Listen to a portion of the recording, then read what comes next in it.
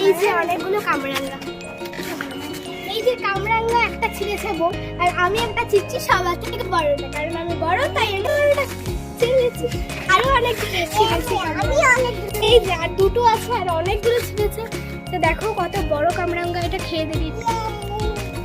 এটা খুব টক, বড়টা খুব টক, এটা খেয়ে দেখো বলো। টক, এটা খেয়ে দেখো টক।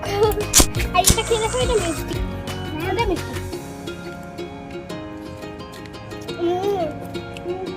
এটা মিষ্টি। খুব সুন্দর এই কামরাঙ্গা গুলো, দেখো কত বড়, দেখো বড়, খুব টক, খুব টক।